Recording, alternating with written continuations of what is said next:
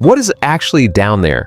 You've probably seen this episode before, Rock Bottom, from season 1, the one where SpongeBob and Patrick take the wrong bus home from Glove World and end up somewhere that looks nothing like anything else in the show. I keep coming back to it because it is the one episode in the entire classic run where the show builds a fully real world, walks its main character right up to the edge of it, and then never shows you what is inside. And the longer I sit with that, the more I think that choice was not an accident. Rock Bottom is not a throwaway gag. It has its own bus system, its own language, its own residents living out their daily lives with nothing to do with SpongeBob showing up. This place was running long before he got there and kept running after he left. And by the end of this video, you're going to look at the final shot of this episode completely differently than you did before. So stick around, because the part nobody talks about is the part that changes everything. The wrong bus. It starts with two best friends having a great day. SpongeBob and Patrick are heading home from Glove World, a glove-themed amusement park, and they are in a great mood when they step onto the bus.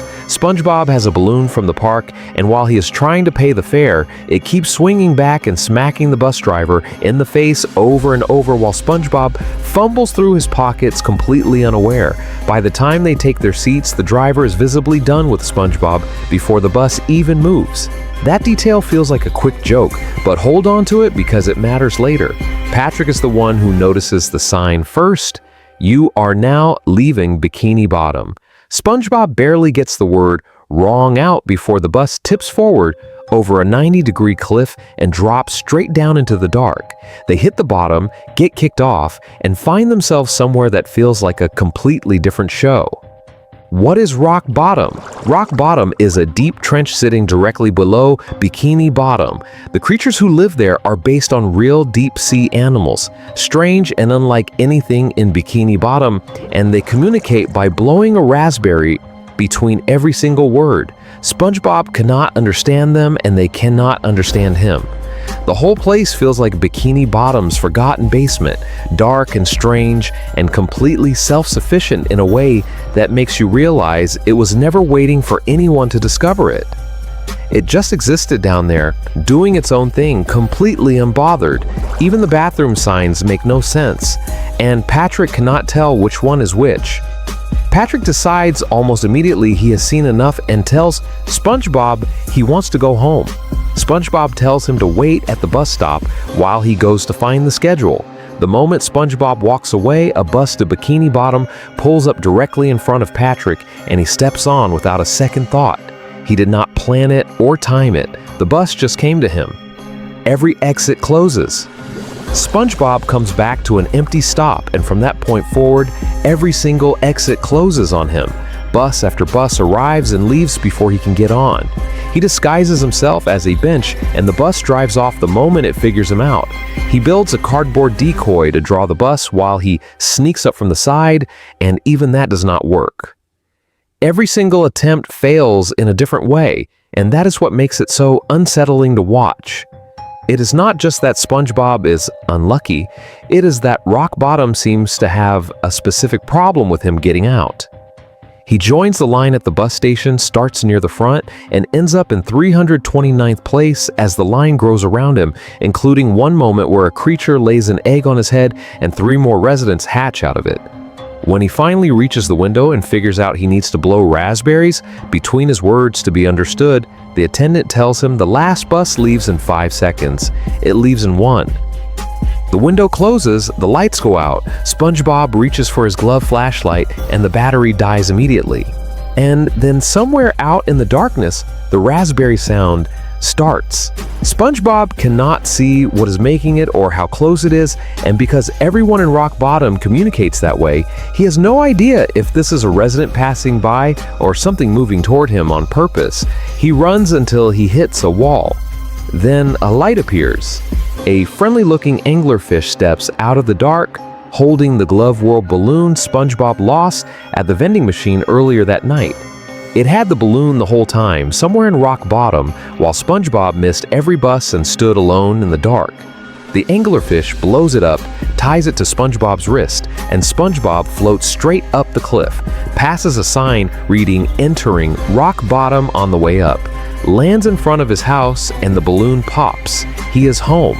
Most people close the episode right there, but that is not how it ends. The part nobody talks about, Patrick still believes SpongeBob is trapped, so he boards a bus back down to Rock Bottom to go find him. The very last shot is Patrick descending that cliff into the dark, and here's the part that really gets to me.